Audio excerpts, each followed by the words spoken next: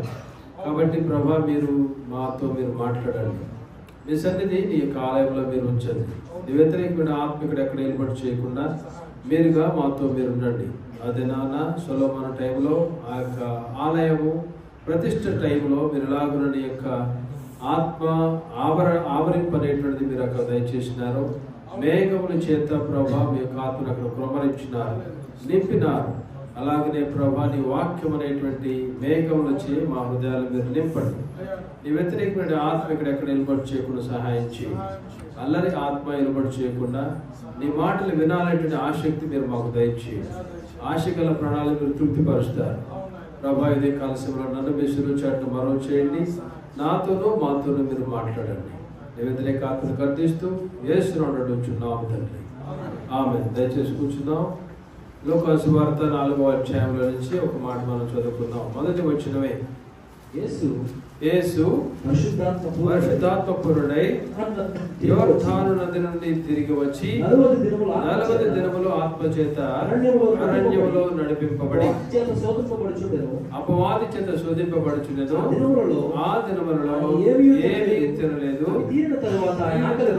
ఆకలి కొరక అపవాది నీవు దేవుని కుమారుడైతే ఈ రాత్రితో చెప్పు ఆయనతో చెప్పాను. ఇక్కడ మనం ఈ యొక్క వాక్యంలో మనం చూసేటువంటిది ఏంటంటే 40 దినములు ఆత్మ చేత అరణ్యములో నడిపింపబడినటువంటి వాడుగా యేసు ప్రభువు వారు ఉన్నారు. ఆ టైంలో ఏది కూడా ఆయన తిరిగినటువంటి వారుగా లేరు. దేవుడు మానవుడు. యేసు ప్రభువు వారు దేవుడు మానవుడు. ఆయనలో 100% దైవత్వం అన్నది, 100% మానవత్వం అనేటువంటిది మనం చూస్తాం. సో ఆయన చెప్పినటువంటి మాట ఏంటంటే మనుషులు రొట్టె వల్ల మాత్రమే కాదు కానీ దేవుని నోటి నుంచి వచ్చేటువంటి ప్రతి మాట వలన జీవిస్తారు అనేటువంటిది యేసు ప్రభువు వారు చెప్పినారు. మరి ఈ టైంలో ఆయన అలాగున ఆ జవాబు ఇచ్చినారు. కానీ ఆయన ఏమీ తిననటువంటి వారుగా ఆయన ఉన్నారు. అంటే ఆయన దేవుని వాక్యము చేత ఆయన జీవించబడినటువంటి వారుగా ఆ దినాల్లో మనము చూస్తున్నటువంటి వారిగా ఉన్నాం. అయితే ఈ ఉదయ కాలశంలో ఈ యొక్క 40 దినాలు అనేటువంటి ఆ ప్రాముఖ్యత దాని గురించి మనం మీలో చాలా మంది ఉపవాసం ఉండొచ్చు. ఉపవాసం ఉంటే తప్పులేదు, ఉపవాసం ఉంటే మంచిది. ఈ శ్రమల కాలంలో చాలా మంది ఉపవాసం ఉంటారు. కానీ ఉపవాసం ఉండి ఊరినే ఉపవాసం ఉంటాం కాదు. మన శరీరాన్ని నలగొట్టుకోవాలి. నలగొట్టుకుని దేవుని సన్నిధిలో మనం ప్రార్థన చేసుకోవాలి. అప్పుడు దాని యొక్క శక్తిని దేవునితో మనం ఐక్యమవ్వటం అనేటువంటిది, దేవుని యొక్క శక్తి మనలోకి రావటము, దేవుని కార్యాలు మనం అనుభవించటం, దేవుని యొక్క కార్యాలను మనం లోకాన్ని చూపించేటువంటి వారిగా మనము ఉండగలుగుతాం. కాబట్టి ఉపవాస ప్రార్థన, ఉపవాసము అని కాకుండా ఉపవాస ప్రార్థన అనేటువంటిది మనం చేసేవారిగా మనం ఉండాలి. ఈ యొక్క 40 దినాలు అనేటువంటి దాని గురించి మనం చూసినట్లయితే యేసు ప్రభువు వారు 40 దినాలు ఉపవాసం ఉన్నారు. దాన్ని చాలా మంది 40 దినాలు ఉంటూ ఉంటారు. అలాగనే మనం చూస్తే 40 అనేటువంటిది చాలాసార్లు బైబిల్లో మెన్షన్ చేయబడింది. ఆల్మోస్ట్ కొత్త నిబంధన పాత నిబంధనలో మనం చూస్తే దగ్గర 150 సార్లు రాయబడినది అనేటువంటిది మనం చూడవచ్చు. అయితే 40 యొక్క ఇంపార్టెన్స్ ఏంటి? 40 దినాలు అలా దేవుని యొక్క ప్రణాళిక చొప్పున 40 దినాలు అనేటువంటి ఆ యొక్క ఇన్సిడెంట్స్ జరిగిన తర్వాత ఏమి దేవుని కార్యాలు జరిగినాయి అనేటువంటిది మనం చూస్తాం. అయితే మొట్టమొదటిగా ఆదికాండంలో కనుక మనం చూసినట్లయితే ఆదికాండము 7వ అధ్యాయంలో ఆ యొక్క నోవాహు యొక్క జల ప్రళయం, నోవాహు టైంలో వచ్చేటువంటి ఆ యొక్క జల ప్రళయం అనేటువంటి దాని గురించి మనం చూసినట్లయితే ఈ బైబిల్ స్టూడెంట్ ఒకసారి ఆ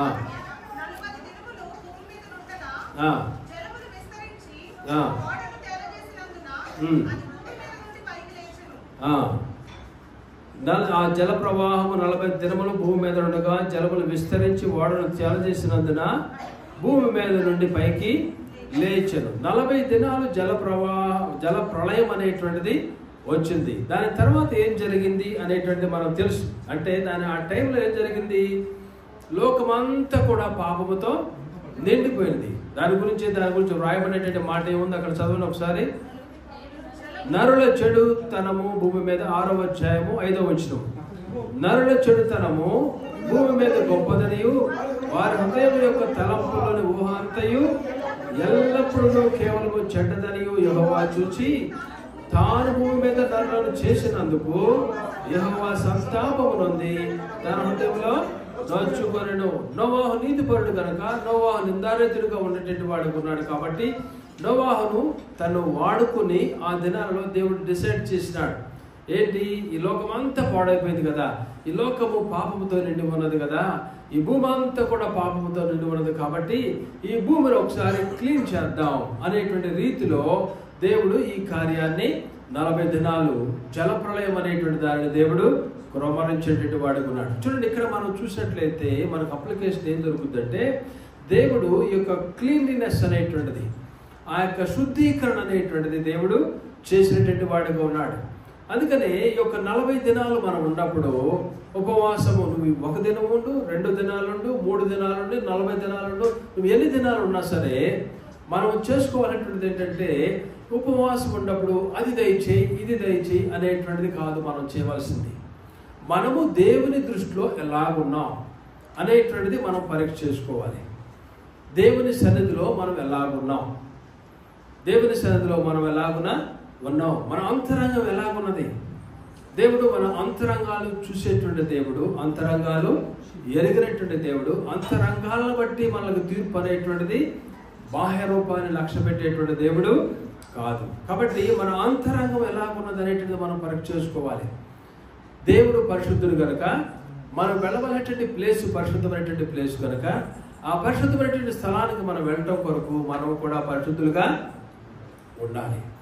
ఆ పరిశుద్ధత అనేటువంటిది దేశే దగ్గర నుంచి మనం నేర్చుకునేటువంటి వారిగా, నేను పరిశుద్ధుడు కనుక మీరును నేను క్రీస్తుని పోలి నడుచుకున్న ప్రకారము మీరు నన్ను పోలి నడుచుకోనండి. మనం కూడా అలాంటి దేవుని పోలి, భక్తులు అనేటువంటి వారు ఎలాగో దేవుని పోలి నడుచుకున్నారో వారిని పోలి మనం నడుచుకునేటువంటి వారిగా. కాబట్టి అలాంటి శుద్ధీకరణ అనేటువంటిది మనకి జీవితంలో జరగాలి. ఈ యొక్క ఇంపార్టెన్స్ ఏంటంటే, ఆ దినాల్లో లోకమంతా కూడా పాపముతో నిండి ఉంది. కాబట్టి జల ప్రళయాలను పంపించేసి లోకమంతటి కూడా ఒకసారి శుద్ధీకరణ చేద్దాం అనేటువంటి దేవుని యొక్క ప్రణాళిక. కాబట్టి దేవుడు జల ప్రళయం అనేటువంటి దానిని దేవుడు పంపించాడు. దేవుడు జల ప్రళయాన్ని పంపించాడు. నీతిమంతుడుగా నోవాహు దినాలలో కనబడేటువంటి వాడు ఉన్నాడు. చూడండి, దేవుడు ఓపెన్ ఆప్షన్ అనేటువంటిది ఇచ్చినాడు అందరికి. నోవాహు ఎంతకాలం కట్టినాడు? 120 సంవత్సరాలు ఆ ఓడను కట్టేటువంటి వాడుకున్నాడు. నోవాహు మనం కొత్త నిబంధనలో చూస్తాం, నోవాహు నీతిమంతుడిగా ఉన్నాడు. నోవాహు సువార్తను అందిస్తున్నటువంటి వాడుగా ఆ దినాల్లో కనబడ్డాడు. నోవాహు అలా చూస్తున్నప్పుడు, కడుతున్నప్పుడు దేవుని యొక్క మాటలు చెబుతున్నాడు. ఎందుకు కడుతున్నావు ఇది?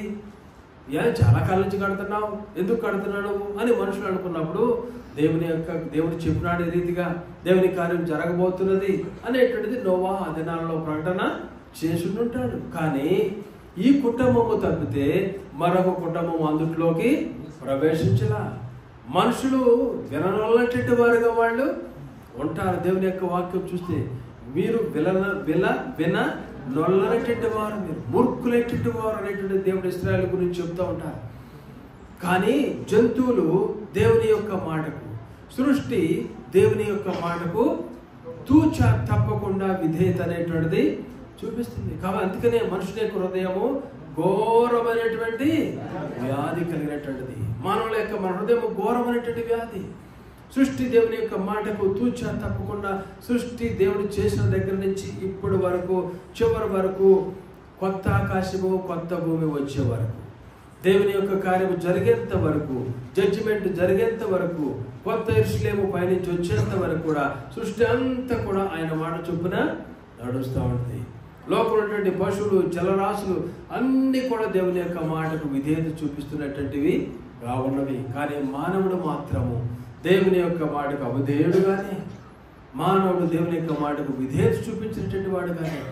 కాబట్టి మనము ఈ దినాలలో మనం చేసుకోవాలంటున్నది ఏంటంటే, మనము ఉపవాసం ఉండి మన హృదయాలను మనము శుద్ధీకరించుకోవాలి. ఒంటరిగా మన ప్రభు దగ్గరికి వెళ్ళాలి. మీరు అనుకోవచ్చు, ప్రతిసారి శుద్ధీకరణ, ప్రతిసారి పాపము, ప్రతిసారి ఇదే. చూడండి, దేవుడు యేసు ప్రభు చెప్పారు, నా మాటలు కాదు, యేసు ప్రభు వారే చెప్పినారు. ఏం చెప్పారు? దినదినము నెలకోసారి ఉపవాసం ఉండి మారుమనసు పొందని అన్నారు యేసు వారు. ఏం చెప్పారు? దినము మన సంగతి ఆయనకు తెలుసు. మనం ఎలాంటి వారమో తెలుసు. మనం ఎలాంటి పాపంలో జారిపోయే వారమో తెలుసు. ఎక్కడెక్కడ పడిపోతామో తెలుసు. ఎక్కడెక్కడ దేవునికి అవిధేలుగా ఉన్నామో తెలుసు. అలా మంచి భక్తి చేసే వారికి ఉంటాం, మరలా పడిపోయేటువంటి వారికి ఉంటాం. మంచి మరలా మారుమనసు పొందే వారికి ఉంటాం, మరలా వెనక్కి తిరిగే వారికి ఉంటాం. ఈ దినాన ప్రభువారు మనల్ని పిలిస్తే, ఈ దినాన రాకడ వస్తే ఎంతమంది సిద్ధపాటు కలిగేటువంటి వారిగా మనము ప్రతిరోజు మనలో క్వశ్చన్ రావాలని. దేవుని ఏదైనా మనల్ని పిలిచినట్లయితే మానవుని యొక్క జీవితం అనేటువంటిది ఎంతలో ఉండి అంతలో మాయమయ్యేది. దాని గురించి మనం ఏదో ప్లాన్లు చేసుకుంటూ ఉంటాం, ఏదో గొప్పగా ప్లాన్ చేసుకుంటాం. కాబట్టి మనము ప్రియమైన సిద్ధపాటు అనేటువంటిది, పరిశుద్ధులుగా అవడం అనేటువంటిది, దేవుడు ఆ పరిశుద్ధత అనేటువంటిది ఈ లోకమంతా కూడా జలప్రళయంతో దేవుడు ఆ యొక్క శుద్ధీకరణ అనేటువంటి దాన్ని అక్కడ దేవుడు చేసేసినారు. అలాగని నోవహు హృదయం బాగుందంటారా? నోవహులో దోషం అనేటువంటిది ఉండదా? ఆదాము యొక్క పాపము మనలో, ఆ కుటుంబంలో కూడా ఆ ఆదాము పాపం ఉంది. అందుకనే నెక్స్ట్ జనరేషన్లో కూడా షేము, హాము, యాఫెతు అనేటువంటి వారిలో నుంచి బాబెల్ టవర్ నిర్మాణము, దేవునికి వ్యతిరేకముగా అడుగులు వేయటం అనేటువంటిది, అక్కడనే సునామీ పేరేంటి సుమేరియాస్ అనేటువంటి ఆ యొక్క స్త్రీ, ఆమె వివాహం చేసుకుంటూ, ఎవరిని వివాహం చేసుకుంది? అతను షేము, హాము, యాఫెతు యొక్క కుమారులో ఒకరిని వివాహం చేసుకుంటాం. ఆమె నుంచి నాకు రక్షకుడు పుట్టినాడు, సూర్య కిరణాల ద్వారా నేను గర్భం ధరించానని చెప్పడం. చూడండి, అక్కడి నుంచి అంతా కూడా మనం చూస్తాం. దేవునికి వ్యతిరేకత అనేటువంటిది ఏర్పడైపోయింది. వారిలో పాపం లేదా? పాపం అనేటువంటిది ఉంది. కానీ ఆ టైంలో దేవుని దృష్టిలో వాళ్ళు, దేవుడు ఆ కుటుంబము దేవుని దృష్టిలో నిందారితులుగా వాళ్ళు ఉన్నటువంటి వారికి ఉన్నారు. కాబట్టి దేవుడు వారిని సేవ్ చేసేటువంటి వాడిగా ఉన్నాడు. కాబట్టి ఈ యొక్క విషయంలో మనం గ్రహించాల్సిన విషయం ఏంటంటే, దేవుడు జలప్రళయాన్ని 40 దినాలు రాత్రు పగలు ఆ ప్రాంతం లోకమంతటి కూడా దేవుడు జలప్రళయం పంపించినప్పుడు ప్రజలందరూ చనిపోయినారు. జీవరాశులన్నీ కూడా చనిపోయినవి. చివరికి 601 సంవత్సరం చూడండి, మీరు చూసినట్లయితే దాని గురించి మనకి 8వ అధ్యాయము 13వ వచనం, మరియు 601వ సంవత్సరము మొదటి నెల తొలి దినమున నీళ్లు భూమి మీద నుండి ఇంకిపోయాను. ఓడ కప్పు తీసి చూచినప్పుడు నేల ఆరి ఉండెను. 2వ నెల 27వ దినమున భూమి ఎండి, దాని తర్వాత దేవుడు వీరిని బయటికి రమ్మడం అనేటువంటిది దేవుడు చేశాడు. అయితే ఈ యొక్క ప్రియమైన మనం గమనించాల్సింది ఏంటంటే, ఆ టైంలో ఈ 40 దినాలు భయంకరమైనటువంటి సింబాలిక్ ఏం కనపడుతుందంటే, కష్టం అనేటువంటిది కనపడుతుంది, శ్రమలు అనేటువంటిది కనపడతాయి, ఇబ్బందులు అనేటువంటిది. ఆ దినాల ఈ యొక్క ఫ్యామిలీ మాత్రము రక్షణలోకి వచ్చిందంటే ఓడలోకి ఎక్కినటువంటి వారికి ఉన్నారు. రిమైనింగ్ ప్రజలందరూ కూడా ఏమవుతున్నారు? వీళ్ళు చనిపోతున్నటువంటి వారు. అంటే కష్టాలు. ఆ టైంలో జలప్రళయం వస్తున్నప్పుడు ఇల్లు, తర్వాత అన్ని పశువులు కొట్టుకుపోతాం, వీళ్ళ ఇళ్లలోకి నీళ్లు రావటము, ఒక లెవెల్కి వాళ్ళు తప్పించుకున్నటువంటి రీతిలో జలప్రళయం అనేటువంటిది వచ్చేసింది. కాబట్టి ఇక్కడ మనం గ్రహించేటువంటిది ఏంటంటే, ఈ 40 దినాలు కూడా శ్రమలు అనేటువంటిది, 40 దినాలు అనేటువంటిది ఇబ్బందులు అనేటువంటిది, 40 దినాలు ఆటంకం అనేటువంటిది, 40 దినాలు శోధనలు అనేటువంటిది, ఇవి ఆ దినాల్లో మనం చూస్తున్నటువంటి వారిగా ఉన్నాం. కాబట్టి ఇక్కడ మనం దీన్ని కంపేర్ చేసుకున్నట్లయితే యేసు ప్రభు వారు కూడా 40 దినాల ఉపవాసం ఉన్నటువంటి వారికి ఉన్నారు. ఆ టైంలో మనం చూస్తున్నాం ఆయనకు శోధనలు అనేటువంటివి, ఆయన తన యొక్క శరీరాన్ని నలగొట్టుకునేటువంటి విధానాన్ని, ఆ యొక్క శ్రమ అనుభవించేటువంటి విధానాన్ని, భవిష్యత్తులో జరగబోతున్నటువంటి దాని గురించి ఆయన చూస్తూ, ఆయన ఎలాగున ఆయన ఆ ఉపవాసం ఉండి దేవుని సన్నిధిలో అలాగున ఆయన ఆ శ్రమ అనుభవించినటువంటి వారిగా ఆయన మనం చూస్తున్నాం. కాబట్టి ఈ టైంలో మనము ఈ యొక్క 40 దినాలలో మనం చివరి ఏంటంటే కొన్ని శోధనలు వస్తూ ఉంటాయి, కొన్ని ఇబ్బందులు అనేటువంటిది వస్తూ ఉంటాయి, మనం కూడా నలగొట్టుకుంటూ అనేటువంటి జరగాలి. ఇవన్నీ కూడా జరిగిన తర్వాత ఈ యొక్క ఇన్స్టెన్స్లో మనం చూసేటువంటిది ఏంటి, దీని తర్వాత ఏం జరిగింది? మామూలుగా మనం చూస్తాం, మేము బైబిల్ కాదు ఉన్నప్పుడు మంత్లీ ఒకసారి ఫాస్టింగ్ ఉండేది. మా ఫ్రెండ్ ఒక అతను ఉండేవాడు. అతను ఈరోజు మంచి మ్యూజిక్ వాయించేవాడు. 9 గంటలకల్లా 9 to 12 అనుకుంటా ఆ సర్వీస్ ఉండేది, 9 to 1. మనాడు ఏం చేసేవాడు, 8 గంటలకల్లా ఈ సెంటర్ కొత్తనూరు వచ్చేవాడు. కొత్తనూరు అంత డెవలప్ అవ్వాలా, 1-2 చికెన్ షాపులు ఉండేవి. మనాడు వచ్చేసేసి 8 గంటలకల్లా చికెన్ తీసుకెళ్ళిపోయాడు. ఒక్కోసారి నాకు కనపడినప్పుడు ఏంటి ఎక్కడికి వెళ్ళి వస్తాడంటే చికెన్. ఏంటంటే ఫాస్టింగ్ కదా, ఫాస్టింగ్ అయిన తర్వాత ఫాస్టింగ్ అయిపోయిన తర్వాత చికెన్తో తినాలి. చూడండి, ఇక్కడ కూడా మనం చూసేటువంటిది ఏంటంటే ఈ యొక్క 40 దినాలు శ్రమలు, ఇబ్బందులు, మనుషులు చనిపోవడం అనేటువంటిది ఆ టైంలో జరిగినది. దాని తర్వాత మనం ఏం జరిగింది అనేటువంటిది మనం చూసినట్లయితే దేవుడు ఆ యొక్క పాపం అంతటి కూడా, లోకంలో ఉన్నటువంటి ఆ యొక్క పాపం అంతటి కూడా తుడిచిపెట్టేసిన తర్వాత ఈ యొక్క కుటుంబము నోవాహు ఏం చేశాడు? 8వ అధ్యాయము 20-22 వచనాలు చూడండి ఒకసారి. నోవాహు యెహోవాకు బలిపీఠము కట్టి పవిత్ర పశువులన్నిటిలోను పవిత్ర పక్షులన్నిటిలోను కొన్ని తీసుకొని ఆ పీఠం మీద దహన బలి అర్పించెను.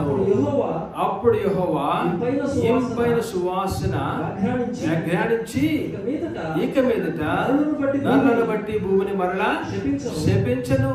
ఎందుకనగా హృదయాలోచన బాల్యము నుండి చెడ్డది. నేను ఇప్పుడు చేసిన ప్రకారంగా జీవులను సంహారింపడు. చూడండి, దేవుడు ఒక మంచి కార్యం చేస్తాడు. ఈ ప్రజలెట్టి వారు తప్పు చేస్తున్నారు కాబట్టి వీరిని ఈ రీతిగా నేను తుడిచిపెట్టేసినాను. మరలా ప్రజలెట్టి వారు తప్పు చేసినా మరలా తప్పు చేస్తారనేటువంటి దేవుడు. అందుకనే బాల్యము నుండి చెడ్డది, నరుల యొక్క హృదయాలోచన వారి బాల్యము నుండి చెడ్డది. అందుకని దేవుడు చెప్తున్నారు, వీళ్ళు డెఫినెట్ గా తప్పు చేస్తారు, కానీ లోకం అంతటినీ మరలా ఎలాగో నేను శపించను. దేవుడు చెప్పేటువంటి చూడండి. అలాగనే మనం చూసేటువంటిది ఏంటంటే మంచి వాటిని తీసుకొచ్చి బలి అర్పించేటువంటి వాడిగా నోవాహు.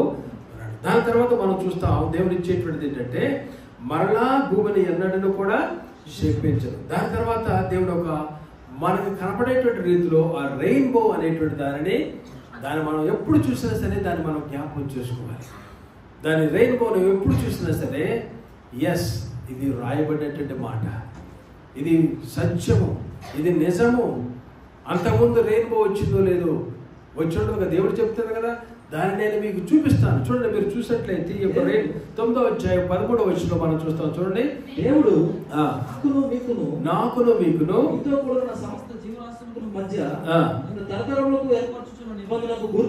నిబంధనకు గుర్తుగా ఇదే మేఘములలో నా ధనస్సు నుంచితిని, నాకును భూమికి మధ్య నిబంధనకు గుర్తుగా ఉండును.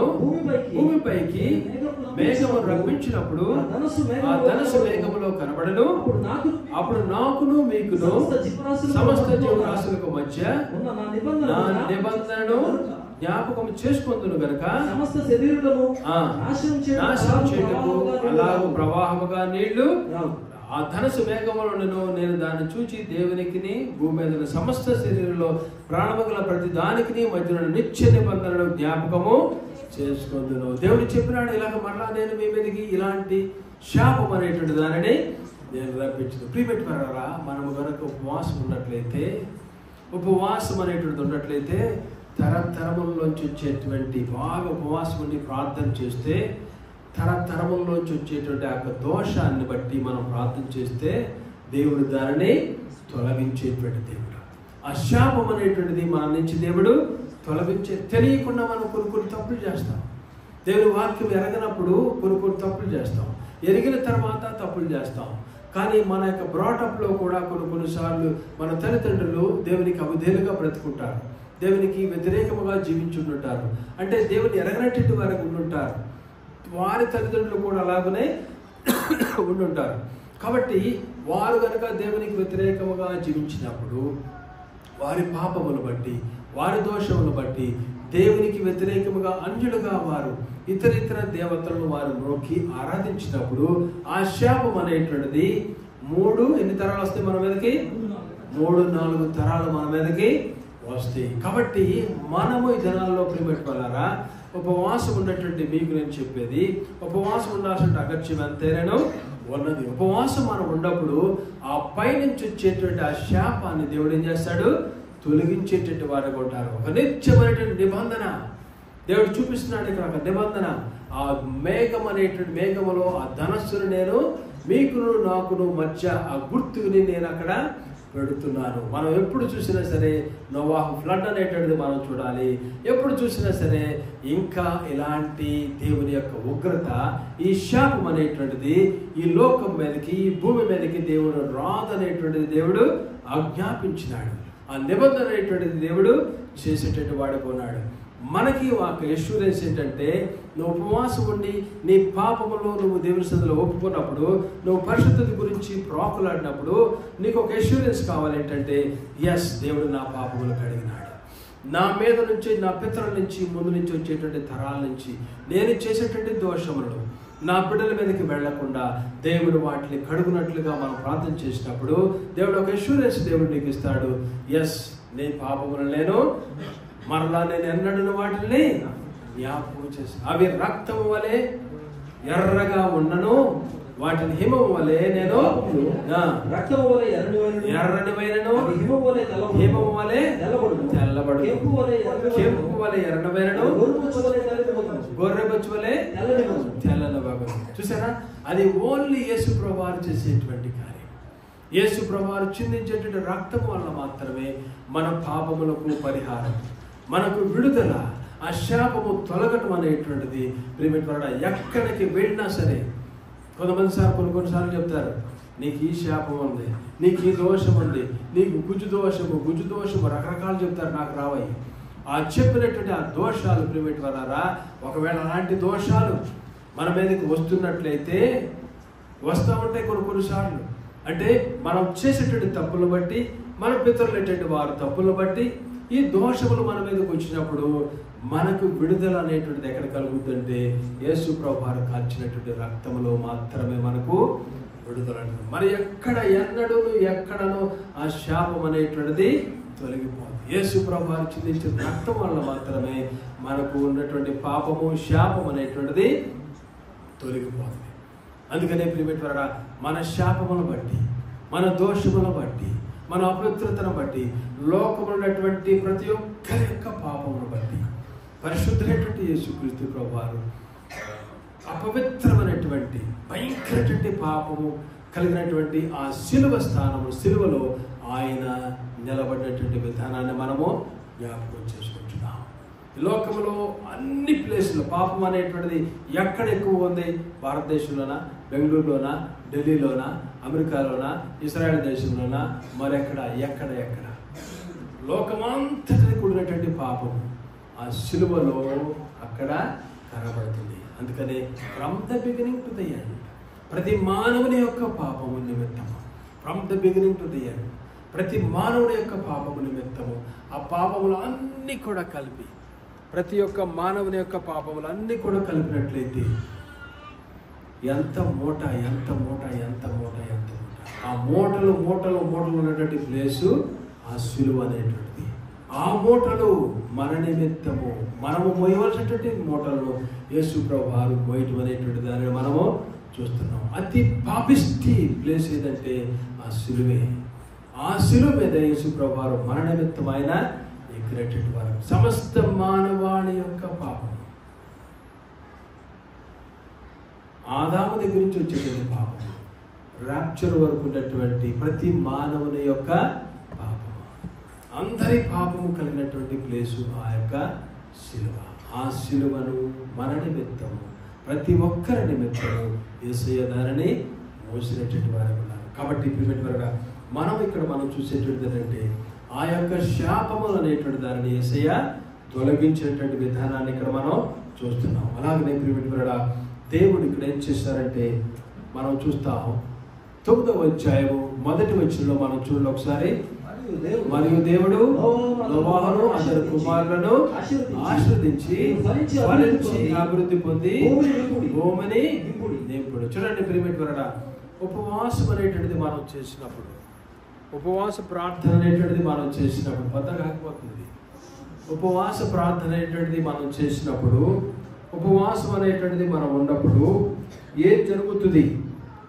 అనేటువంటిది మనం చూసినట్లయితే దేవుని యొక్క దీవెనలు ఆశీర్వాదాలు మనము పొందుకునేటువంటి వారికి ఉంటాం. ఉపవాసం ఉండి పాపములు కడగబడినట్లయితే మొట్టమొదటి వచ్చేటువంటి దీవెన ఏంటంటే పరలోకంలో టికెట్ మనకి కన్ఫామ్ అయినటువంటి వారికి ఉంటాం. ఉపవాసం ఉండి పాపములు కడుక్కున్నట్లయితే పరలోక రాజ్యములోని స్థానము పదిలముగా ఉన్నదనేటువంటి నిశ్చేతలోకి నువ్వు వస్తావు. అది మొట్టమొదటి మనం సంపాదించుకునేటువంటి దీవెన. ఈ లోకంలో నువ్వు ఎంత డబ్బులు ఖర్చు పెట్టుకుని ఈ దినాల్లో ఎక్కడెక్కడికో వెళ్తాం. ఒకవేళ అంట ఈ భూమి అంతా కూడా నాశనం అయిపోయినట్లయితే కొన్ని టికెట్లు పెట్టారంట. ఎక్కడ చదివా నేను, రియల్గానే జరిగింది. ఆ టికెట్లు ఏంటంటే కొన్ని కోట్ల రూపాయలంట. ఆ ఫ్యామిలీకి టికెట్ ఎన్నో కోట్ల రూపాయలు. మనం కనుక ఆ టికెట్ కనుక కొనుక్కున్నట్లయితే ఒకవేళ ఈ లోకం భూమి అంతా నాశనం అయినప్పుడు అందుట్లో మనం వెళ్తామంట, మనం కొంతకాలం సేఫ్ కొంటామంట. చూడండి, భవిష్యత్తు గురించి కూడా ప్రజలు ఎలాంటి ఆలోచిస్తున్న వారికి ఉన్నారు. ఏమి ఇబ్బంది కలపడం. ఒకవేళ ఈ భూకంపం అనేటువంటిది వచ్చినట్లయితే, లేదంటే ఇంకొకటి జరిగినట్లయితే, మరొకటి ప్రకృతి విపత్తు అనేటువంటి జరిగినట్లయితే దాని నుంచి రక్షింపబడేటువంటి విధానం ఎట్లాగని ఏదో ఒక క్యాప్సూల్ లాంటిది ఏదో ఉందంట. అందులోకి మనం వెళ్తామంట, అందులో మనం సేఫ్గా మనం ఉంటామంట. ప్రియమైన వలన దేవుని నుంచి ఎక్కడ మనము తప్పించుకోగలుగుతాం? దేవుని నుంచి ఎక్కడ తప్పించుకోగలుగుతాం? మనం దేవుని యొక్క రెక్కల నీడల కంటే మనకి సేఫ్టీ ఎక్కడ కూడా లేదు. మరి ఏ ప్లేస్లోకి వెళ్ళినా సరే your safety lies under his wings. ఆయన యొక్క రెక్కల నీడలో నీకు ఆ యొక్క సేఫ్టీ అనేటువంటిది. ఆయన దగ్గరకు నువ్వు వెళ్ళి మరొక చోటకి వెళ్ళాల్సిన అవసరం లేదు. దేవుని సన్నిధిలో ప్రియపెట్టుకున్నారా, మనం ఉపవాసం ఉన్నప్పుడు, దేవుని సన్నిధిలో నీ హృదయాన్ని కడుక్కున్నప్పుడు, శుద్ధీకరణ జరిగినప్పుడు నీకు 100% will have an assurance that any moment if I close my eyes on this earth, I can open my eyes in the heavenly place. దేవుని సన్నిధిలోకి వెళ్ళి నా కళ్ళను నేను తెరవగలుగుతాను. ప్రియపెట్టుకున్నారా, అది నిశ్చయత కలిగినటువంటి వారికి ఉండగలుగుతాం. నువ్వు ఇంకొక చోటకి వెళ్ళి ఇంకోటి ఏదైనా చేసుకున్నా, నువ్వు ఇవ్వాల్సినటువంటి రీతిలో 1 కేజీ బంగారం ఒక్కొక్క చోటకి వెళ్ళిచ్చినా, లేకపోతే నీకు కూడా ఉన్నటువంటి వస్తువులన్నీ నీకు ఉన్నటువంటి ఇంకొకటి తీసుకెళ్ళి ఇంకొక చోట ఇచ్చినా నీకు విడుదల అనేటువంటిది కలగనే కలగదు. నీ శాపం అనేటువంటిది తొలగదు. నీ శాపము తొలగదు, నీకు విడుదల అనేటువంటిది కలగదు. నువ్వు పరలోక రాజ్యంలో ప్రవేశించనేటువంటిది జరగదు. మరొక చోటకి వెళ్తే నీకు విడుదల రాదు. మరో చోటకి వెళ్తే పరలోక రాజ్యంలో స్థానము రాదు. ఓన్లీ యేసయ్య రక్తము వల్ల మాత్రమే నీ పాపములకు శుద్ధీకరణ. యేసు ప్రభువు దగ్గరికి వస్తేనే నిన్ను కడుగుతారు, శుద్ధీకరిస్తారు, పవిత్రులుగా చేస్తారు. వెంటనే నేడే నీవు నాతో కూడా ప్రియమైన దేవుడు ఎంత ప్రేమ కలిగినటువంటి దేవుడు. దేవుడు నిన్ను వదిలిపెట్టేటువంటి దేవుడు కాదు. దేవుని యొక్క ఆశీర్వాదం మన మీద కలగమరుస్తారు. ఒకసారి ఉపవాసం అనేటువంటిది మనం నేర్చుకోవాలి. ఉపవాస ప్రార్థనలు మనం చేసుకునేటువంటి వారికి ఉండాలి. ఈ హాటు మీరు ప్రకటన చేసుకోవాలి. ఈ దినాలు ఉన్నాయి, 40 దినాల్లో మరి ఎంతమంది ఉన్నారో తెలియదు. కానీ కొన్ని మీ జీవితాలలో మొట్టమొదటి అంటే కొన్ని గడ్డు సమస్యల గురించి, కొన్ని ఇబ్బందుల గురించి, కొన్ని ఆటంకాల గురించి, కొన్ని మీరు అనుకున్నవి సాధించినప్పుడు వీటి గురించి ఉపవాసం ఉందాం అనుకుంటారు. మంచిదే, కానీ దానికి ముందు మీరు చేయండి. మీ హృదయాన్ని శుద్ధీకరించుకోండి. ఒంటరిగా వెళ్ళండి ప్రభు దగ్గరికి. ఒంటరిగా వెళ్ళండి, తలుపు వేసుకోండి. జస్ట్ మీ హృదయాన్ని క్రమరించుకోండి. దేవుడు వదిలిపెట్టేటువంటి దేవుడు కాదు. నోవాహును తన కుమారులను దేవుడు నీతోనే ఉండేటువంటి దేవుడు. ఇప్పుడు ఒక చిన్న కుర్రాడు ప్రతి సెలవులకి తన యొక్క తల్లిదండ్రులతో అమ్మ వాళ్ళ ఇంటికి వెళ్ళేవాడంట. ప్రతి సెలవులకి తల్లిదండ్రులతో కూడా కలిసి అమ్మ వాళ్ళ ఇంటికి వెళ్తూ ఉండేవాడు. 9 సంవత్సరాలు వచ్చినాడికి. మరలా సెలవులకి, వేసవి సెలవులకి పేరెంట్స్ బయలుదేరదేస్తున్నారు. అరే వెళ్దాం పదండి, నువ్వు బయలుదేరరా వెళ్దాం, నేను తీసుకెళ్ళి అమ్మ వాళ్ళ ఇంట్లో వదిలేస్తాను అన్నాడట తండ్రి. అప్పుడు వీడు కుర్రాడు అన్నాడట, డాడీ ఇప్పుడు వరకు నన్ను మీరే తీసుకెళ్ళారు కదా అక్కడ దాకా, నన్ను అమ్మ వాళ్ళ ఇంటికి నువ్వు మమ్మీ ఇద్దరు కలిసి అక్కడ తీసుకెళ్ళి డ్రాప్ చేసి వచ్చారు కదా. నేను 9వ తరగతి చదువుతున్నా కదా, ఈసారి మాత్రం నేను ఒక్కడనే వెళ్తాను. 1 సారి 2 సార్లు 3 సార్లు తల్లిదండ్రులు ఇద్దరిని ప్రాధాన్యపడ్డాడంట. నేను ఒక్కడే వెళ్తాను. అప్పుడు ఇద్దరు కలిసి డిస్కస్ చేసుకున్నారు తల్లిదండ్రులు. ఓకేరా, ఒక్కడ వెళ్ళు అని చెప్పేసి వాడిని అక్కడ ట్రైన్ స్టేషన్ దగ్గర తీసుకొచ్చారు. రైల్వే స్టేషన్ దగ్గర తీసుకొచ్చారు. రైల్వే స్టేషన్ దగ్గర తీసుకొచ్చి తల్లిదండ్రులిద్దరు కూడా ఇదేనా నీకు కోచ్ ఇది ఎక్కువ అని చెప్పి ఎక్కించడానికి ముందు తల్లిదండ్రులిద్దరు కలిసి ప్రార్థన చేశారు. ప్రార్థన చేసి అరే నువ్వు ఓ పని చేయి, నేను నీ జేబులో ఒక కవర్ పెడుతున్నాను, ఒక చిన్న కవరు, నీకేమన్నా కష్టం వచ్చినా ఏమన్నా భయం వచ్చినా ఆ కవర్ ఒకసారి ఓపెన్ చేయి అని చెప్పాడు తండ్రి. జేబులో పెట్టేశాడు. కుర్రాడు మాత్రం ఒక్కడనే వెళ్తున్నాను, చక్కగా వెళ్తున్నాను, అమ్మమ్మ వాళ్ళ ఇంటికి వెళ్తున్నాను, చక్కగా నేను ఎంజాయ్ చేయొచ్చు, ఒక్కడనే ట్రైన్ ఎక్కేశాడు. టాటా బాబాయ్ చెప్పేశాడు. ఎక్కేసిన తర్వాత బయటకు చూస్తున్నాడు. చక్కటి గ్రీనరీ, చక్కటి విలేజ్ అట్మాస్ఫియరు, మంచి చెట్లు, అంత ఆహ్లాదకరంగా కనబడతా ఉంది. ఒకడే సీట్లో కూర్చున్నాడు. టీసీ వచ్చాడు. ఎరా బాబు ఎదురు టికెట్ ఓపెన్ చేశాడు, చూపించాడు. ఏంటి ఒక్కడ వెళ్తున్నావా అన్నాడట. ఒక్కడ వెళ్తున్నావా భయం లేదా అన్నాడట. ఆ మాట వినేపాటికి పక్కాళ్ళు కూడా చూశారు. ఎరా నువ్వు ఒక్కడ వెళ్తున్నావా అని పక్కాళ్ళు కూడా అన్నారట.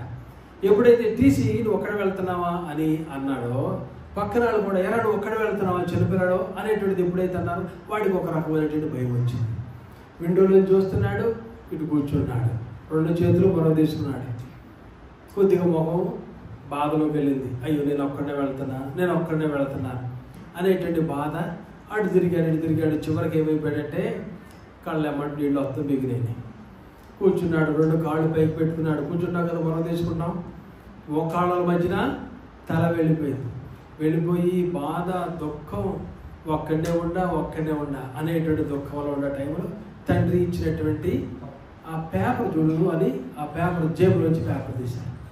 పేపర్ తీసి ఓపెన్ చేయగానే ఆ పేపర్లో నేను నీకు వెనకాల ఉన్నటువంటి కోచ్లో కూర్చుని ఉన్నాను, నీకు ఎప్పుడు కష్టం వచ్చినా ఇది ఓపెన్ చేయమని చెప్పే కదా, నీకు దగ్గర ఉన్నటువంటి కోచ్లోనే నేను కూర్చుని ఉన్నాను. ఆడికి వచ్చినటువంటి సంతోషము ఎంత గొప్ప. గబుక్కు వెళ్ళిపోయినాడు.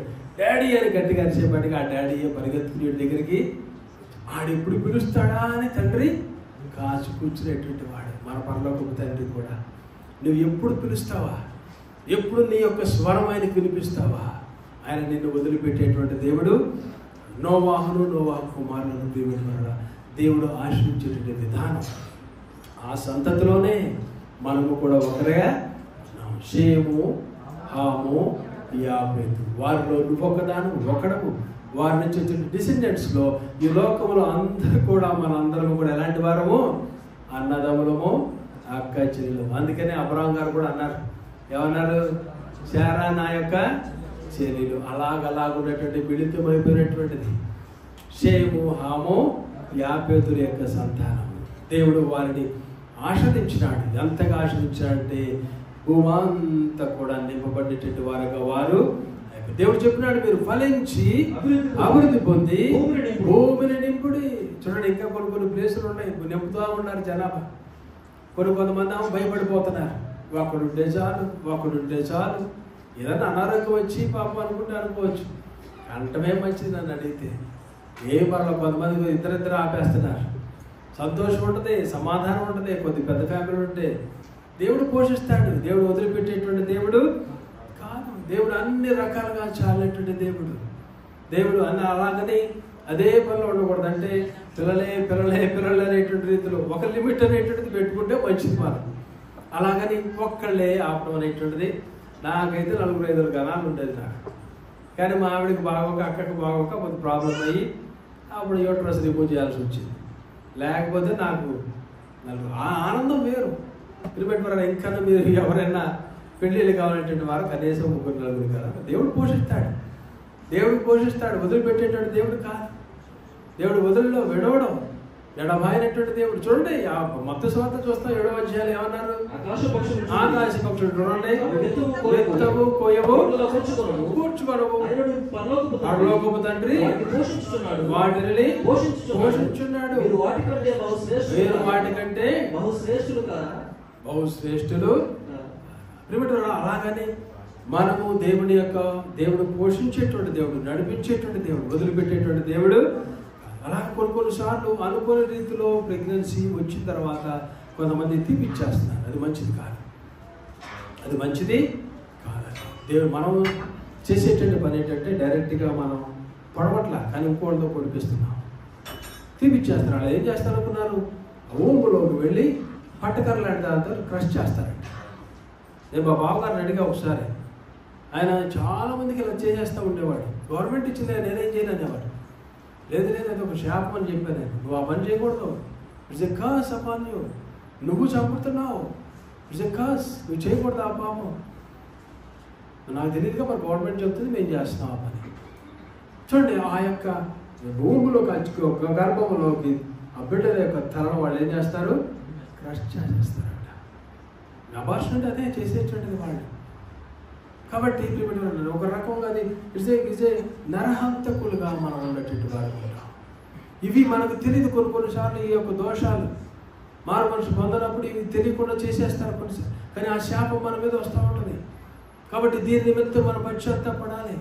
తల్లిదండ్రులు లాగా విగ్రహారాధులుగా ఉండుంటారు, తాత ముత్తాతలు విగ్రహారాధులుగా ఉండుంటారు, వారు దేవునికి వ్యతిరేకంగా పాపాలు చేసిన వారు ఉంటారు.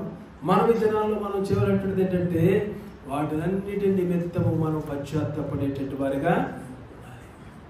అప్పుడు మనం కనుక అలా మనం చేసినట్లయితే మీ దుఃఖ దినాలు సమాప్తమవును. దేవుడు అలా చేసేటువంటి దేవుడు. కాబట్టి ఈ దినాల్లో మనం చూసేటువంటిది ఏంటంటే ఉపవాసం ఉంటున్నాం, పశ్చాత్తాపడండి, ప్రార్థన చేయండి, దేవుని యొక్క దీవెన పొందండి. You will have an assurance. దేవుని యొక్క నిశ్చయతలోకి మనం వెళ్తాం. పరలోకంలో నాకు స్థానం అనేటువంటి నిశ్చయతలోకి మనము వెళ్ళేటువంటి. తర్వాత మనం చూసినట్లయితే ఇంకొక 2 ఇన్సిడెంట్స్ మనం చూసుకుని ముగించుకుందాం. నిర్గమకాండం 24వ అధ్యాయంలో కూడా మనం చూస్తాం. మోషే పైకి వెళ్ళిన తర్వాత ఏం జరిగింది? దేవుని సన్నిధిలోకి వెళ్ళినాడు కదా మోషే. నిర్గమకాండం 24వ అధ్యాయము 18వ వచనంలో మనం చూస్తాం. మోషే మేఘంలో ప్రవేశించి కొండ మీదకి ఎక్కెను. మోషే ఆ కొండ మీద 40 దినాలు ఉండెను. దేవుని యొక్క సన్నిధిలో మోషే గడిపేటటువంటి వాడిగా ఒకసారి వెళ్ళాడు. దేవుడు పిలిచాడు, అక్కడికి వెళ్ళాడు. దేవునితో మోషేతో పాటు కొంతమంది దేవుడు రమ్మన్నాడు. దాని తర్వాత మనం 24 నుంచి 25, 26, 27, 28 అలా మనం చూస్తే దేవుడు మోషేతో కొన్ని మాటలు మాట్లాడినాడు. 40 దినాలు అక్కడ ఉన్న తర్వాత మోషే కిందకు వస్తున్న టైంలో అక్కడ భయంకరమైనటువంటి విగ్రహారాధన అనేటువంటిది మనం చూసిన వారిగా ఉంటాం. ఎలాంటి భయంకరమైన విగ్రహారాధన అంటే అహరోనే వారి మాటలకు లోబడేటువంటి వాడిగా ఉన్నాడు. లోబడి వారి యొక్క బంగారం అంతటి కూడా తీసుకుని ఏం చేశాడు? ఒక దూడను చేశాడు. ఆ దూడను చేసి ప్రజలందరూ కూడా దాని చుట్టూతా గంతులు వేస్తున్నటువంటి వారిగా ఉన్నారు. ఈ టైంలో మోషే దేవుడి సన్నిధిలోంచి మోషే బయలు రావడం అనేటువంటిది, కిందకి రావడం అనేటువంటిది మీరు చూడండి ఒకసారి. 32వ అధ్యాయంలో మనం చూస్తాం. మోషే కొండ దిక్కున తను చేయటం ప్రజలు చూసినప్పుడు ప్రజలు అహరోనుతో కూడి వచ్చి, లేము, మా ముందర నడుచుటకు ఒక దేవతను మా కొరకు చేయము, ఐగుప్తులో నుండి మమ్మల్ని రప్పించిన మోషే మాకు తెలియదని అతనితో చెప్పిరి. అందుకు అహరోను మీ భార్యలకు మీ కుమారులకు చెవులకు బంగారు పోగులను తీసి వారితో చెప్పగా తమ చెవులు ఉన్న బంగారు పోగులను తీసి అహరోను వద్దకు తెచ్చిరి. అతడు వారి వద్ద వాటిని తీసుకుని పొగలతో రూపము ఏర్పరిచి దానికి పోత పోసిన దూడగా చేశాను. చూడండి, అప్పుడు ఐగుప్తు దేశంలో దేవుడు చూడండి, దేవుడు ఎంత తృణీకరిస్తున్నటువంటి వారుగా ఉన్నారు. దేవుడిని ఎంత తృణీకరిస్తున్నటువంటి వారు. దేవుడు వారి మధ్య ఎన్ని కార్యాలు చేసినాడు, ఎన్ని ఆశ్చర్యకార్యాలు దేవుడు చేసి ఆ భయంకరమైనటువంటి ఆ యొక్క ఐగుప్తు దేశంలో నుంచి, ఆ యొక్క తెగుళ్ళ నుంచి దేవుడు రప్పించి బయటకు విడుదల ఇచ్చి ముందుకు నడిపిస్తూ ఉన్న టైంలో వాళ్ళు అనేటువంటి మాట, ఓ ఇశ్రాయేలు, ఐగుప్తు దేశం నుండి రప్పించిన నీ దేవుడు ఒక దూడ. ఈ దూడ యొక్క ఇంపార్టెన్స్ కూడా చాలా ఎక్కువ చూస్తాం. ఈ దూడ ఇంపార్టెన్స్ కూడా అక్కడ బేతేలులోను దాను బేతేలులో 2 చోట్ల పెట్టాడు. జెరోబాము పెట్టాడు. ప్రజలెట్టి వారు ఇశ్రాయేలు యోధా దేశము యెరూషలేములోకి వెళ్లకుండా ఈ యొక్క యెరోబాము చేసేటువంటి పని అది. ఈ దూడను అటొక దూడ ఇటొక దూడ పెట్టి, ఇదే మీ దేవుడు, ఇక్కడే మీరు బలి అర్పించుకోండి. ఎందుకు ప్రజలు ఒకవేళ యెరూషలేములోకి వెళ్ళి దేవుని యొక్క ఆలయంలోకి వెళ్ళి వాళ్ళు ఆ రాజుకు లోబడి నాకు ఎదురు తిరుగుతారేమో అనేటువంటి రీతిలో 2 దూడలు చేపించినాడు. దానిలో ఒకటి, బేతేలులో ఒకటి. ఇక్కడ కూడా మనం చూస్తున్నాం, ఈ దూడను చేసి దాని చుట్టూతో గంతులు వేస్తున్నటువంటి వారుగా. ఎంత ఇమ్మీడియట్గా 40 రోజులండి. మోషే అక్కడి నుంచి వెళ్ళి 40 రోజులు అంతే, దట్స్ ఇట్. కొన్నిసార్లు 40 రోజుల్లో ఉన్నారు, మనం ఎంతకాలం ఉంటున్నాము. భక్తి చేస్తూ పడకుండా 40 రోజులన్నా వీళ్ళు ఉన్నారు. మన జీవితంలో మారు మనిషి పొందిన కొంతమంది ఇమ్మీడియట్గా పడిపోతూ ఉంటారు. 40 రోజులు కూడా భక్తి చేయరు, కొంతమంది జారిపోతూ ఉండేటటువంటి వారికి ఉంటారు. చూడండి, ఇక్కడ మనం చూస్తున్నాం, వాళ్ళు ఈ రీతిగా వాళ్ళు ఉన్నప్పుడు దేవుడు వారితో మోషేతో ఏం మాట్లాడినాడు? దిగి వెళ్ళుము, చెడిపోయి నేను వారికి నియమించిన త్రోవ నుండి త్వరగా తొలగిపోయి తమ కొరకు పోత పోసిన దూడను చేసుకుని దానికి సాగిన పడి బలి నర్పించి, ఓ ఇశ్రాయేలు ఐగుప్తు దేశంలో నేను రప్పించి నీకు దేవుడు ఇదే అని చెప్పుకున్నాడు. 9వ వచనం, మరియు యెహోవా ఇతరులను నేను ఈ ప్రజలను చూచి ఉన్నాను, ఇదిగో వారు లోబడనొల్లని ప్రజలు, నీవు ఊరకుండుము, నేను వారిని కాల్చివేసి గొప్ప జనముగా చేస్తున్న మోషేతో చెప్పగా, ప్రార్థన చేసేటువంటి వాడిగా ఉన్నాడు మోషే. మహాశక్తి వల్ల బాహు వల్ల రప్పించిన నీ ప్రజల మీద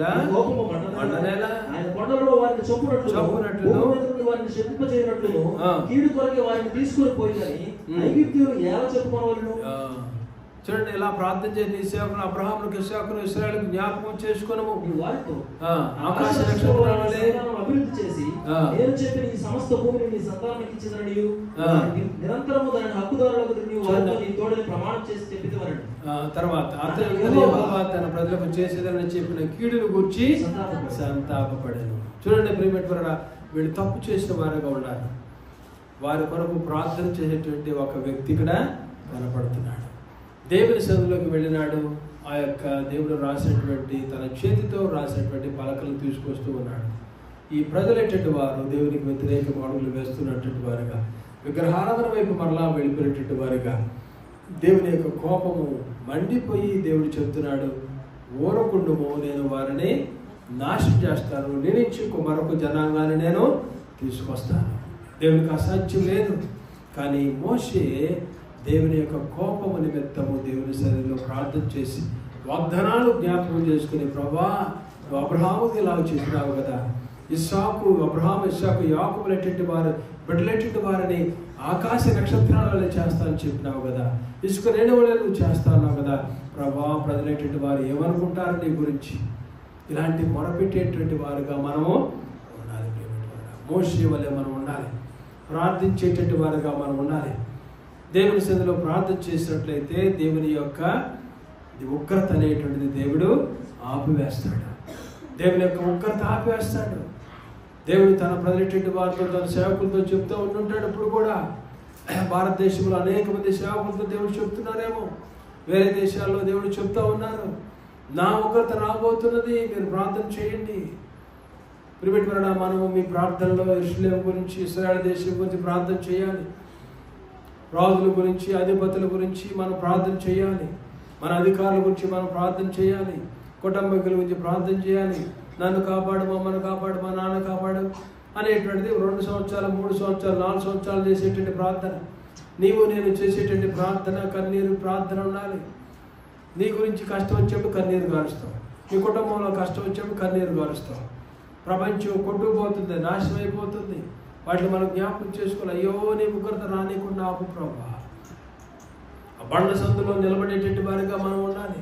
దేవుని యొక్క ఉగ్రత, మనుషుల యొక్క పాపం, ఈ మధ్యలో నువ్వు నేను నిలబడాలి. ప్రార్థనా పరులకు ఆ స్థానం అనేటువంటిది. ఎక్కువగా ప్రార్థన చేయి, మొరపెట్టేటువంటి వారిగా ఉండాలి. సమయం అనక అసమనక అంగలార్చి మొరపెట్టి వేకువ జామున నదీ ప్రవాహం వలె కన్నీరు ప్రిమిటర్ లాంటి ప్రార్థనా పరులుగా ఉండాలి. దినాల్లో ప్రార్థనకు స్థానం సమయం అనేటువంటి దొరకట్లా.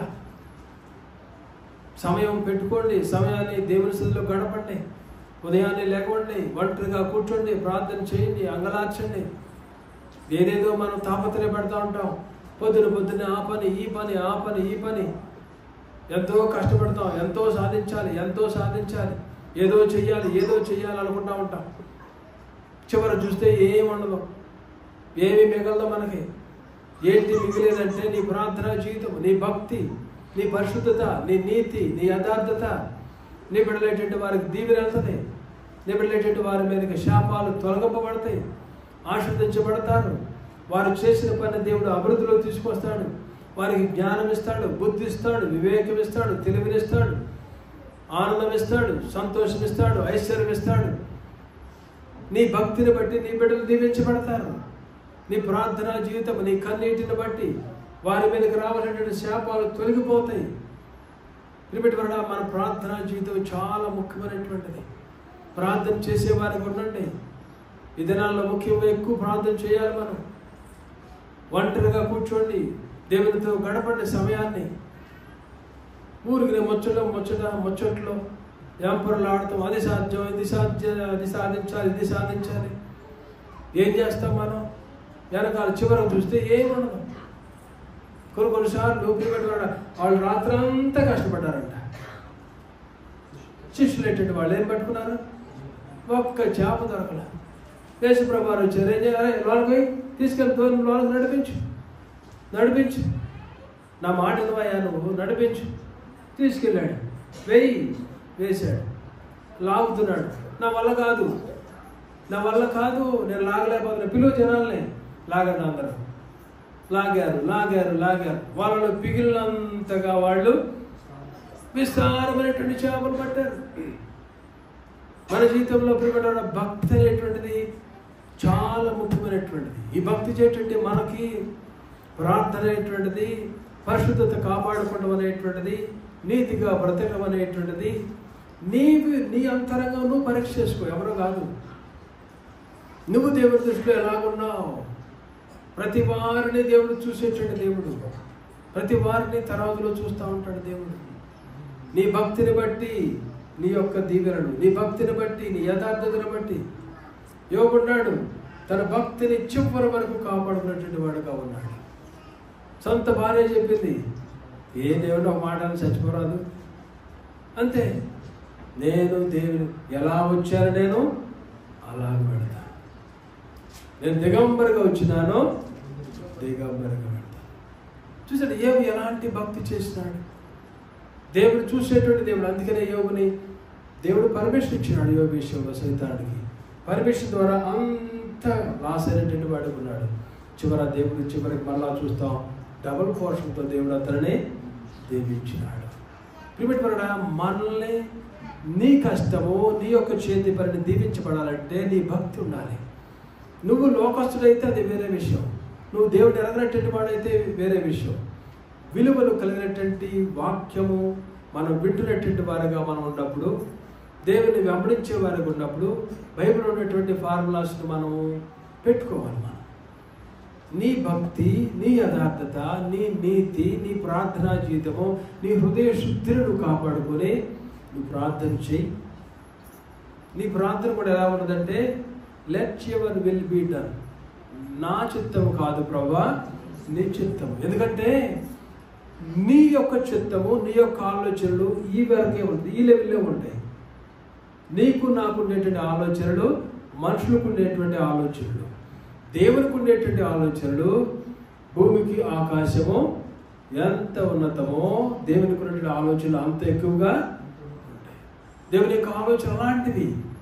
ఆ ఆలోచనలు, ఆ యొక్క దీవెనలు, ఆ యొక్క దేవుని యొక్క కార్యములు మన జీవితంలో దేవుడు ఆ కోణంలో దేవుడు జరిగించి వాడుకుంటారు. నా చిత్తము కాదు ప్రభువా, నీ చిత్తము జరుగునుగాక. దేవునికి మనం అప్పచెప్పినప్పుడు ప్రియమైన దేవుని యొక్క కార్యములు, గొప్ప కార్యములు, బలమైనటువంటి కార్యములు. మోషే జస్ట్ లోబడ్డాడు అంతే. భయంకరటువంటి కార్యములు దేవుడు చేసేటువంటి వాడు కూడా దేవుడు చేస్తారు. అక్కడ దేవుడు అనేటువంటి మాటలు మనం చూసినట్లయితే, దేవుడు ఈ ప్రజలటువంటి వారిని, మోషే పైకి వెళ్ళాడు, కిందకి దిగొచ్చినప్పుడు ప్రజలందరూ కూడా తప్పు చేసినటువంటి వారు ఉన్నారు. ఆ టైంలో మోషే అక్కడ శుద్ధీకరణ అనేటువంటిది జరిగించినాడు. ఆ యొక్క దాన్ని కాల్చివేసేసి, నాశనం చేసి, ఆ పొడిని వారికి తాగించి, ఆ ప్రజలటువంటి వారికి చెప్పారు, ఈ పని చేసేటువంటి వారు మీరు దూయండి, కత్తి దూయండి. లేవిలేటువంటి వారికి చెప్పినప్పుడు వాడు దూసినప్పుడు అక్కడ సుమారు 3000 మంది చనిపోయినటువంటి వారిగా వాడు దేవుడు. ఇక్కడ మనం చూస్తాం 34వ అధ్యాయం చూడండి ఒకసారి. దేవుడు అన్నటువంటి మాటలు వీరి పట్ల ఏమన్నారు చూడండి.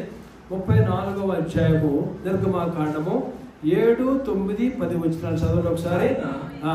1000 మందికి కృప చూపుచు దోషమును అపరాధమును పాపమును దాని ముందు కూడా 6వ వచనం అతని ఎదుట యెహోవా అతని దాటి వెళ్ళుచు యెహోవా కనికరము దయ దీర్ఘశాంతము విస్తారమైన కృప చూపించిన యెహోవా ఆయన 1000 మందికి కృప చూపును దోషమును అపరాధమును పాపమును క్షమించును గాని ఏమాత్రం దోషులను ఎంచక 3-4 తరముల వరకు తండ్రుల దోషమును కుమారుల మీదకి రప్పించునని ప్రకటించాడు. అందుకు మోషే త్వరపడి నేల వరకు తల వంచుకుని నమస్కారం చేసి, ప్రభువా నా మీద నీకు కటాక్షం కలిగినడల నా మనవి ఆలకించుము. దయచేసి నా ప్రభువు మా మధ్యలో ఉండి మాతో కూడా రావలెను. లోబడలేని ప్రజలు దోషమును పాపమును క్షమించి మమ్మల్ని స్వాస్థ్యముగా చేసుకోమని. అందుకు ఆయన ఇదిగో దేవుడు మోషే ప్రార్థన చేసిన దాన్ని బట్టి ఇదిగో నేను ఒక నిబంధన చేయుచున్నాను. భూమి మీద ఎక్కడనైనా ఏ జనులోనైనాను చేయబడిన అద్భుతములు నీ ప్రజల అందరి ఎదుట చేసేది. ఏ ప్రజల నడుమున ఉన్నావో ఆ ప్రజలందరూ యెహోవా కార్యములు చూచెదరు. మొట్టమొదటిసారి ఆ యొక్క ఆజ్ఞలో ఉన్నటువంటి పలకలు తీసుకొచ్చినప్పుడు వాటిని పడవేసినాడు. మళ్ళా దేవుడు చెప్పినాడు రా అని చెప్పి. మోషే ఆ టైంలో ఇంకెవరు నువ్వు తీసుకురావద్దు, నువ్వు రా అని చెప్పినప్పుడు బయటకు వెళ్ళినప్పుడు దేవుడు మళ్ళా రాసి ఇచ్చినాడు. అవిస్తూ కిందకు వచ్చిన టైంలో దేవుడు ఈ రీతిగా తనతో మాట్లాడేటువంటి వాడుగా ఉన్నాడు. నేను ఈ ప్రజలైనటువంటి వారికి మధ్య గొప్ప అద్భుత కార్యములు నేను చేస్తాను. నీ ప్రజలందరూ ఎదుట నీవు ఏ ప్రజలు నడుమనున్నావో ఆ ప్రజలందరూ యెహోవా కార్యములు చూచెదరు. చూడండి 11వ వచనంలో కూడా చూస్తే, నీకు ఆజ్ఞాపించిన దానిని అనుసరించినటము ఇదిగో అమోరీయులను, కనానీయులను, హిత్తీయులను, పెరిజ్జీయులను, హివ్వీయులను, యెబూసీయులను నీ ఎదుట నుండి వెళ్ళగొట్టెదను. ఎక్కడ వెళ్తున్నావు? ఆ దేశపు నివాసులతో నిబంధన చేసుకుంటూ జాగ్రత్త పడమని దేవుడు ఇక్కడ చెప్తున్నాడు. వాళ్ళందరినీ నేను నీ ముందు నుంచి చేస్తాను. ఉపవాసం ఉండి ఒక తమ్ముడు ఇలా చెప్పినాడు, ఉపవాసం ఉన్నా నేను సమస్య వచ్చిందన్న ఆఫీసులో అన్నాడు, నన్ను తీసేయబోతున్నారు అన్నాడు. ఏం పర్వాలా, దేవుడు మరో కార్యం చేస్తాడు. నువ్వు ప్రార్థన చేయి, నేను కూడా ప్రార్థన చేస్తా. ఉపవాసం ఉండి ప్రార్థన చేయి, నువ్వు నీ ఫ్యామిలీ ఉపవాసం ప్రార్థన చేయండి.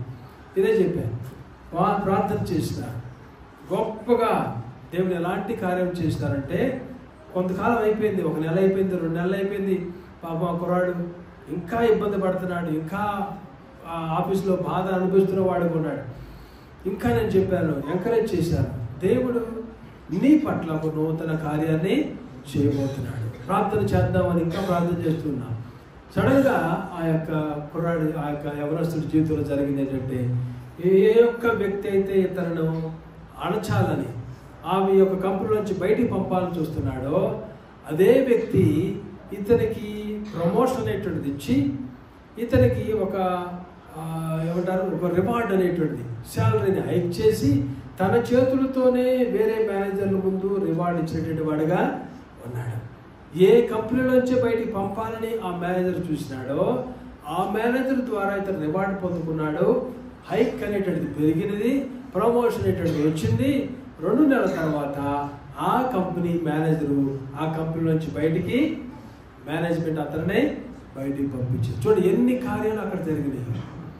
ఉపవాస ప్రార్థన వల్ల దేవుడు ఆ కార్యాన్ని జరిగించారు. ఆ ప్రజలెట్టి వారిని చేస్తాను మీ ముందు నుంచి.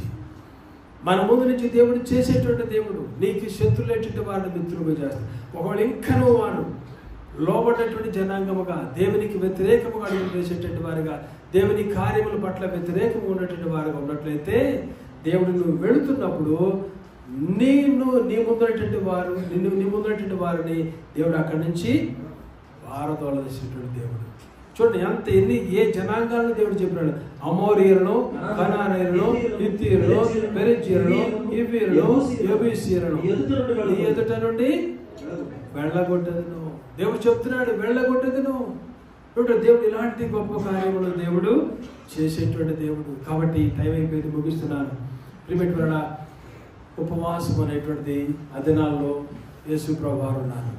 యేసయ్య తన యొక్క సేవ పరిచర్య కొరకు ముందుకు గొప్ప కార్యము చేయబోతున్నారు. ఆయన సిలువ కార్యం చేయబోతున్నారు. దానికి ముందు సిలువ కార్యాల ముందు ఆయన ఈ లోకం అంతటి సువార్త వెళ్ళినట్లుగా శిష్యుల్ని ఏర్పాటు చేసుకుంటాం. దాని తర్వాత ఆయన అనేకమైనటువంటి గ్రామాలు దర్శించటం, అక్కడ కనపడేటువంటి వారందరినీ కూడా ముట్టడం, స్వస్థపరచడం, చనిపోయిన వారిని హీల్ చేయడం, చనిపోయినటువంటి వారిని బ్రతికించడం, అనేకమైనటువంటి గొప్ప గొప్ప కార్యాలు యేసుప్రభువు వారు వచ్చి చేసేటువంటి టైం చాలా తక్కువ టైం. కానీ ఈ యొక్క మానవుడిగా దేవుడిగా ఉన్నటువంటి యేసయ్య అలాంటి ఉపవాసం ఉండి దేవుని సన్నిధిలో కనిపెట్టి ప్రార్థన చేసి ఆయన మొరపెట్టి దేవుని యొక్క పని కొరకు సిద్ధపాడనేటువంటి చేసేటువంటి వారుగా ఆ సిద్ధపాటుతో బలమైనటువంటి కార్యాలు చేస్తారు. కాబట్టి అప్పటి నుంచి ఇప్పటి వరకు కూడా ఆ సువార్త అనేటువంటిది ప్రపంచం నలుమూలలో కూడా లాగున స్ప్రెడ్ అవడం అనేటువంటిది జరుగుతుంది. కాబట్టి ఉపవాసములో ప్రియమైనటువంటి ప్రార్థనలో ఉపవాసములో గొప్ప చేయాలనేటువంటిది మనము చూడగలుగుతాం. నీకు నేను కూడా దేవుని యొక్క పనిలో వాళ్ళ భాగస్తులుగా మనం ఉండాలి. అది ఇది అనేటువంటిది కాదు. దానికి ఫుల్ స్టాప్ పెట్టేద్దాం. ప్రభా నేనున్నాను, నన్ను పంపుము ప్రభా, నీ పని నేను చేస్తాను, మీ రాజ్యం నేను కడతాను, మీరు నాకేం చెప్తారో నేను చేస్తాను ప్రభా. ప్రియమైనటువంటి మనం పైకి వెళ్ళినప్పుడు ఒట్టి చేతులు తిరిగితే దేవుడు ఏ మాత్రము కూడా మన విషయంలో సంతోషపడడు. దేవుడు నిన్ను మరలా మరలా మరలా పిలుస్తున్నప్పుడు కొన్నిసార్లు చెప్పిన వాక్యమే చెప్తున్నప్పుడు ఒకే మాట పాపము గురించి లోబడాలంటే వారికి ఉన్నారు, అవిధేయులుగా ఉన్నారు, లోబడండి అని దేవుడు మనతో మాట్లాడుతున్నప్పుడు ప్రియమైనటువంటి మన కోపం వస్తూ ఉంటుంది. చాలాసార్లు మన జీవితంలో ఒక తల్లి కానీ ఒక తండ్రి కానీ అంటే విసుగు వచ్చేస్తుంది, కోపం వచ్చేస్తుంది. దేవుడు అంటుంటే కూడా మనకి దేవుడు డైరెక్ట్గా నీతో మాట్లాడడం అంటే మాట్లాడతాడు. నువ్వు అడిగినట్లయితే నిన్ను మార్చడానికి, నిన్ను మంచి రూట్లో పెడతాం వరకు దేవుని యొక్క సేవకుల ద్వారా నీతో మాట్లాడుతున్నప్పుడు నీకు అది కష్టంగా ఉంటా ఉంటుంది. నువ్వు లోపడతలేదు నాయన, నువ్వు మారు మనిషి ముందు నాయన, నువ్వు ఇంకా పాపంలో ఉన్నావు నాయన, ఉపవాసం ఉండు, పాపం నుంచి బయటికి రా, దేవుడు నిన్ను బలపరుస్తాడు, దేవుడు నిన్ను వాడుకుంటాడు, దేవుని కార్యాలు నువ్వు చేయాలి, దేవుని రాజ్యం నువ్వు కట్టాలి, ప్రభు దగ్గరికి వెళ్ళినప్పుడు అనేకమైన ఆత్మలతో ప్రభు దగ్గరికి వెళ్ళాలి అనేటువంటి రీతిలో మరలా మరలా మరలా మనతో మాట్లాడుతున్నప్పుడు చీ చీ చీ చీ అనుకునేటువంటి వారిగా మనము ఉంటాం. చాలాసార్లు దేవుడు చెప్తున్నప్పుడు మనకి ఇష్టం ఉండదు. దేవుని యొక్క మాటలు మనం తృణీకరించే వారికి ఉంటాం. ఇంట్లో కూడా తల్లిదండ్రులు మనతో అట్లా ఉన్నప్పుడు కొన్నిసార్లు బాధ వేస్తూ ఉంటుంది. అరే మారు మనిషి పొందరా, అరే లోపడరా, పశ్చాత్తాపడరా, పాపం చేయొద్దురా, ఆ పాపం నుంచి బయటికి రారా, మరలా మరలా చెప్తున్నప్పుడు పద్దాకి ఏం చెప్తావు, పద్దాకి ఇదే మాట, ఇంకా వేరే మాట ఉండదా అని కోపగించుకునేటువంటి వారికి ఉంటా. ఆ కుర్రాడు యవనస్తుడు 25 సంవత్సరాల వయసు, చిన్నగా అంటే వాడు ఉద్యోగం వచ్చింది. వీడికి ఉద్యోగం వచ్చిన టైంలో తల్లి చనిపోయింది. తండ్రి వీడితో పాటు ఉంటున్నప్పుడు వాళ్ళిద్దరూ ఒక రోజు కూర్చున్నారు. ఇద్దరు ఒక చోట కూర్చుని టీ తాగుదామని చెప్పి భార్య టీ తీసుకొచ్చింది. కోడలు ఆయనకు ఒక 70 సంవత్సరాల వయసు ఉంది తండ్రికి, ఈ కుర్రాడికి 25 సంవత్సరాలు 28 సంవత్సరాలు ఉన్నాయి. ఇద్దరు కలిసి టీ తాగుతూ ఉన్నారు. టీ తాగుతూ ఉన్న టైంలో అక్కడ ఒక చిన్న పక్షి వచ్చి నిలబడిందంట, ఒక పిచ్చుకొచ్చి అక్కడ విండో మీద కూర్చుందంట. విండో మీద కూర్చున్నప్పుడు తండ్రి అడిగాడంట, అదేంట్రా అన్నాడంట, పిచ్చుక అన్నాడంట. మరలా ఇంకో సిప్ చేసి అదేంట్రా అన్నాడంట, పిచ్చుక అన్నాడంట. మరలా ఇంకో సిప్ చేసేటప్పుడు అదేంటి నానా అన్నాడంట, పిచ్చుక అన్నాడంట. 4వసారి అదేంట్రా అన్నాడంట. ఏం చెప్తాను, ఎన్నిసార్లు అడుగుతాను, బుద్ధి ఉందా లేదు, జ్ఞానం ఉందా నీకు, మనిషిపైనా పశువా నువ్వు, తండ్రిని తిట్టేటటువంటి వాడుగా అయిపోయాడు. అరుస్తూ ఉన్నాడంట. ఏమన్నా అసలు నీకు మైండ్ పోయినట్టు 70 సంవత్సరాలు వచ్చింది, అది కామన్ సెన్స్ లేదు, ఎన్నిసార్లు చెప్పాలి నేను. అప్పుడే తండ్రి అన్నాడట, అరే ఒక్క నిమిషం ఇక్కడే కూడా ఆయన ఇంట్లోకి వెళ్ళి ఒక బుక్ తీసుకొచ్చాడంట. బుక్ తీసుకొచ్చి ఇదేంటి చదవరా అన్నాడంట. ఓపెన్ చేశాడు. నా కుమారుడు 4 సంవత్సరాల వయసులో ఉన్నప్పుడు పిచ్చుకొచ్చి కిటికీ మీద వాలింది, ఇదేంటి నాన్న అని అడిగాడు. అప్పుడు పిచ్చుకున్నా నాన్న అని నేను వాడికి చెప్పి నవ్వుకొని వాడు హక్ చేసుకుని ముద్దు పెట్టుకున్నాడు. మరలా ఒక్క నిమిషంలో డాడీ అదేంటి డాడీ అని మరలా అడిగాడు. సేమ్ పిచ్చుకున్నా అని చెప్పాను, హక్ చేసుకున్నాను, వాడిని ముద్దు పెట్టుకున్నాను. ఒకసారి 2 సార్లు 15వసారి 16వసారి ఇదేంటి డాడీ అన్నాడు. ఇదేంటి డాడీ అంటే పిచ్చుకురా నాన్న అని ముద్దు పెట్టుకున్నాను, హగ్ చేసుకున్నాను. ఈ మాటలు చదివిన తర్వాత వెంటనే నుంచున్నటువంటి వాళ్ళకి కూర్చున్నాడంట. తండ్రి కాళ్ళ మీద బట్టి డాడీ నన్ను క్షమించు. చాలాసార్లు మనం తల్లిదండ్రులు చెప్తున్నప్పుడు మారు మనసు పొందరా, ప్రార్థన చేసుకోరా, సేవకులు చెప్తున్నప్పుడు పాపం గురించి చెప్తున్నప్పుడు వీడికి ఇదే పని. ఒక ఆయన ఇదే అన్నాడంట, ఇంట్లో వచ్చి సంభాషణ చెప్పారు వాళ్ళు, అన్న మీకు వాక్యం అంటే వీళ్ళకి ఎక్కదు. మా అమ్మాయి చెప్పింది, మా వాక్యం అనేటువంటిది ఈయనకి ఎక్కదు. ఎందుకని ఈయనకి వేరే సబ్జెక్ట్ ఉండదు పాపం తప్పితే. ఈయనకి 24 గంటలు పాపము సబ్జెక్టే. అందుకని మీ వాక్యము కట్టుకో, పాపంలో బ్రతికి అడగలుగుతాం, చివరికి నరకానికి వెళ్తాం. భక్తి చేస్తున్నావుగా, ఫ్రమ్ ద బిగినింగ్ భక్తి చేస్తున్న వారికి ఉన్నాం. పాపం గురించి గ్రహింపు లేకుండా పాపంలోని కొనసాగితే ఎక్కడికి వెళ్తాం మనం? నిత్యమైనటువంటి నరకం. అక్కడికి వెళ్ళిన తర్వాత వెనక్కి తిరగటం కుదురుతా? వెనక్కి తిరగటం ఉండదు. దేవుని యొక్క సేవకులు చెప్పినప్పుడు, తల్లిదండ్రులు చెప్పినప్పుడు లోపడేటువంటి మనసు మనకు ఉండాలి. పాపమును వదిలేటువంటి మనసు ఉండాలి. కోపగించుకోకూడదు. లోపడేటువంటి మనసు మనకు కావాలి. యేసయ్య చెప్తా ఉన్నారు, నీతో చెప్తా ఉన్నారు. ఆదివారం వెంబడి ఆదివారం చెప్తున్నారు, ఇంకా నువ్వు పాపంలో ఉన్నావు, బయటికి రా. నీ శాపములు, నువ్వు పాపములు బట్టి శాపాల మీదకి వస్తాయి. నీ మీదకే కాదు, నీ బిడ్డల మీదకి. జాగ్రత్త, బయటకు వచ్చేయి, పశ్చాత్తాపడు, ఒప్పుకో, విడుదల పొందు. దేవుని యొక్క దీవెనలు వస్తాయి, ఆశీర్వాదాలు వస్తాయి, నీ మీదకి వస్తాయి, నీ బిడ్డల మీదకి వస్తాయి. లోబడనటువంటి జనాంగం ప్రియపడరా, అనేక సార్లు చెప్తున్నా, మీ హృదయాలు కట్టు చేసుకోండి. లోపడండి, విన్నాం, దేవునికి లోపడదాం, దేవుని యొక్క దీవెనలు పొందాం. ఉపవాసం ఉండండి, పశ్చాత్తాపండి. నినివే ప్రజలైనటువంటి వారు ఎన్ని రోజులు అనేటువంటి అక్కడ లేదు, కానీ ఆ దినం అనేటువంటిది ఉంటుంది అక్కడ. అంతే, ఒక దినం ఉపవాసం ఉన్నప్పుడు పైనుంచి కింద దాకా ఎవరో రాజుల దగ్గర నుంచి 40 దినములకు నాశనం ప్రకటించేసినప్పుడు ఉపవాస దినము చాటించి గనులేమి అల్పులేమి గోనెపట్ట కట్టుకుని రాజులకు వినబడినప్పుడు అతడును తన సింహాసనం దిగి రాజవస్త్రము తీసివేసి కట్టుకొని కూర్చుంటారు. చూడండి, వారి మీదకి వాళ్ళు పశ్చాత్తాపడ్డారు, వారి పాపములు ఒప్పుకున్నారు. దేవుని యొక్క ఉగ్రత వారి మీదకి రాకుండా దేవుడు ఆపేసినాడు. కాబట్టి ఈ దినాల్లో ప్రియలారా మనం కూడా ప్రార్థన చేసుకుంటాం, దేవునికి దగ్గరగా ఉన్నాం. దయచేసి మీ పాపంలో మీరు కొనసాగే వారిగా మీరు దయచేసి మీరు గ్రహించండి. దేవునికి వ్యతిరేకంగా మీరు ఎక్కడ ఉన్నారో మీరు ఆలోచించేయండి. మీరు అనుకోవచ్చు, నేను పెద్ద పాపం, నేను వ్యభిచారం చేయట్లేదు, చేస్తున్నానా, అరాచం చేస్తున్నానా, ఎవరి ఇంటికి వెళ్ళి దొంగతనం చేస్తున్నానా? లేదు. మనం చేసేవేంటి? మనం చేసేటువంటివి ఏంటి? చిన్నవి కనబడినటువంటివి. అబద్ధము భయంకరటువంటి పాపం అది. అబద్ధం అనేటువంటిది ఇవి చిన్నది కనపడదు. ఇట్లా వాటిలో ఎన్నో పాపాలు ఉన్నాయి.